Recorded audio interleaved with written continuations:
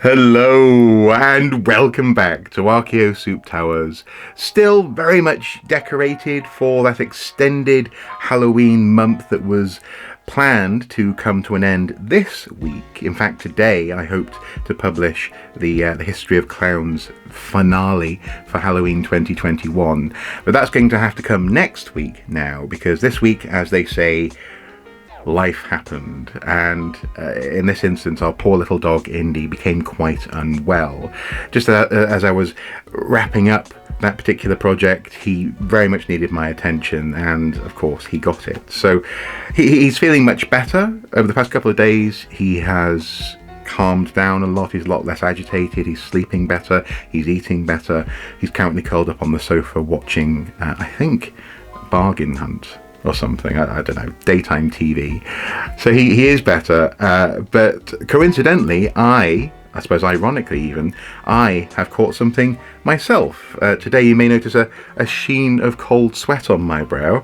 I keep on getting these shivers of cold running through me, and I think this might be a side effect. One of the joys of being back in primary schools doing prehistory workshops in particular this term, seemingly is what Mrs. Soup has described as the wonderful petri dish that is a primary school for the development of homed germ warfare. So, so this weekend I may have something to get over myself, but that's something for future me to be worried about.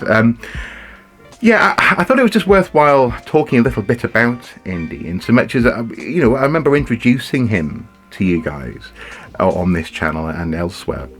When we first got him, he was a rescue, a Patterdale Terrier with various other terrier bits in there, we think.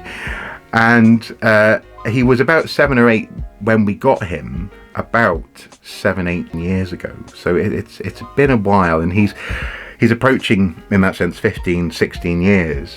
And over the past few years, while he improved dramatically in terms of his attachment anxiety and his general demeanour, he became much more happy, much more content over time. In recent years, he has become incredibly anxious and prone to worrying, to hiding, to being, to just being a bit distractible. And this is what our vet and others who we've consulted about this terms, broadly speaking, doggy dementia. It's just a cognitive decline that comes with dogs living longer than ever before. In that sense, humans are very much in a similar situation, it seems. And it is manageable. We have absolutely improved compared to, say, a year ago when it was really at its peak. Sometimes he just wouldn't sleep through the night at all. He would try and hide in the wardrobe. He would just be utterly inconsolable. He was hiding in the washing machine, for example, at one point, which was alarming, to say the least. That this dog, who previously had got to a point of being quite calm and happy, was now hiding in the washing machine. He hasn't done that since, though, because we've got him on some medication that's helping, some anti-anxiety medication. We subtly changed his diet. He had developed a sort of digestive and probably also connected with anxiety allergy that has made him itch all the time, and he still itches a lot, but it's a lot better than it was a couple of months ago. So he's doing okay. Like I say, right now he's resting on the sofa. But if he was a human, he would have a medicine cabinet to himself, probably in the bathroom, and he would have a lot of appointments at the local hospital. So, as I say, this isn't an obituary, but the little old man is a little old man. His eyesight is also going. His hearing, as far as we can tell, is not what it once was, which is also quite good in some ways. So this year, for example, for bonfire night, it wasn't until the fireworks reached a really loud, sort of our neighbours setting off fireworks sort of level, that he really heard it and became anxious. And unfortunately, when he became anxious, he was extra anxious because of how he is. But small mercies. The days, for example, since then, when people set off fireworks. He just can't hear them in the distance, which is nice. You know, in some ways that's something good for him.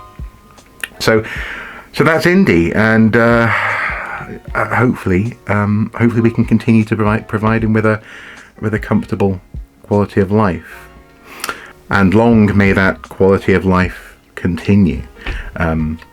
As I say, he's a part of the family.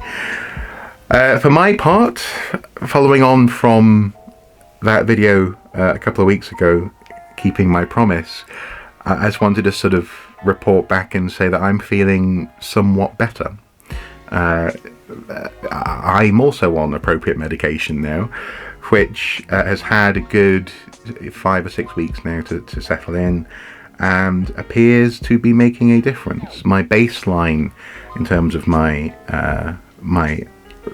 platform for the day and my emotional roller coaster is much higher than it was. And actually, as medical professionals and friends who are medical professionals, and also Mrs. Soup, who herself has some experience with this sort of stuff, has said, it's not as though it takes away how you're feeling, and it certainly doesn't make you happy. I always thought, antidepressants, for example, were happiness pills. They're not. It just lowers the height of the treacle that you're wading through from sort of here down maybe to your knees, so that you're still having to struggle, you're still having to put the effort in, but it just takes a bit of the pressure off. So that's really good. I'm really happy about that. I'm also really happy that I haven't noticed any side effects per se. I haven't felt drowsy. It hasn't made me feel worse. I am as alert and visually acute as ever. So yeah, I'm really happy that I was honest and made that video, but also that I am genuinely engaging with help myself. So I thought that was worthwhile commenting on as well. And that actually leads just into a little bit of housekeeping that I've been doing for the YouTube channel for Archaeosoup. Following on from a meeting that I had with the wonderful Rob of Redbeard Tours. Go check it out. He is a local tour operator here in Newcastle. Well, here in the northeast. Obviously, I'm not in Newcastle. I'm in Wallsend, Howden. I had a meeting with him where we just been chatting and talking and sharing ideas, and he helped me to reapproach my thinking about the YouTube channel and what it means, for example, to put videos in the public space, and in particular he used techniques that I've always been aware of. Obviously, I've been doing YouTube for 10-11 years at this point, such as looking at analytics, for example, talking about things like tagging with keywords, titles, thumbnails, this sort of thing, to just highlight the fact that it's not that I always thought that somehow there was something, dare I say it, ungentlemanly about being overly sort of marketing and trying to play with the percentages of whatever it is that you're doing. But actually he reminded me of, funnily enough, something that I read in a book a couple of months ago about the computer game Resident Evil 7, where Capcom themselves said, well, of course we needed to advertise Resident Evil 7, otherwise no one would know it was happening. And so that just planted a little seed for me that even Capcom, a company who can be extremely confident that there are tens, if not hundreds of millions of people out there who are already extraordinarily interested in the prospect of another entry in their Resident Evil computer game franchise, feel the need to make sure that they communicate effectively and help those people to find what it is that they're up to and when their next project is going to come out, then of course we all do. And I think previously I'd had a sort of a gentlemanly kind of feeling about organic discovery, and the fact that, well, if I just do good work, people will find what it is that I'm up to, and they'll enjoy it accordingly. But that's not how in particular how YouTube and the algorithm works, and just through comparing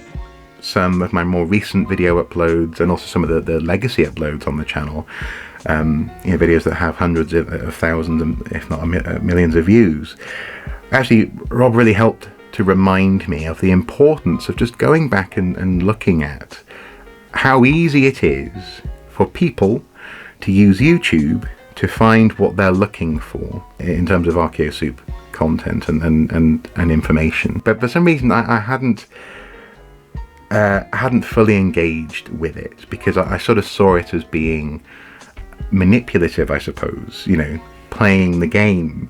But it's not playing the game to accurately and comprehensively tag your video with searchable terms and questions. So for example, there was a video that I did years ago now that I called Hidden Histories, the Long and Short of It. Can you guess what that video was about? It was about average height. It was about the average height of a human for the past, say, 5,000 years. Maybe the past 10,000 years. And I realized that the title didn't help. The tags didn't reference the question of how tall have people been in the past. Are people getting taller today because they were much shorter in the past? All these sorts of things. And also as well, this video was uploaded at a time when you couldn't choose a thumbnail. Actually, the website itself chose a frame or maybe a couple of frames that were sort of blurred together, and that was it. That was what your video was at the time. And I just kind of accepted it for what it was back then, and I'm doing much better now. My more recent videos, on this video for example, hopefully it'll have a decent thumbnail, a decent title and tags, etc. But it was a very helpful meeting, and I've been taking on board and taking to heart some of that stuff, and having a wonderful time, having an absolute blast creating a range of thumbnails for, so far I've gone through a couple of different series on the channel. I'm going to continue, so that the main, I don't know, 400 perhaps videos have a decent chance of being not only discovered, but also being useful, being usefully deployed in terms of answering people's questions about simple things like, did people play board games in the past, for example, this sort of thing. So not only am I feeling better, but also as well I feel as though I have something actionable when it comes to how I was feeling about my work and the future of this channel, and how it relates to the platform more broadly. And as I say, thank you so much to Rob for that. Again, I make no bones about plugging his tours and his website, so check it out, see what you think, and if you're interested, why not book a tour and tell him that Mr. Soup sent you. He also has an Instagram as well, which is worth checking out, so follow him on Instagram, and again, tell him Mr. Soup sent you. And so there we go, that's been my week. My poor little dog, my very busy wife, and apparently an onsetting cold of some sort. Hopefully we're all in for a good weekend this weekend, and next week, as I say, scary clowns are definitely on the menu. Thank you for watching, guys. Definitely, if you're interested, go and check out some of those older videos. If you haven't seen them, then why not take a look? As I say, it's been a real laugh going through and constructing new titles and new thumbnails, more helpful descriptions for those videos. So if you're curious, check them out. Until next time, do take care. Bye bye.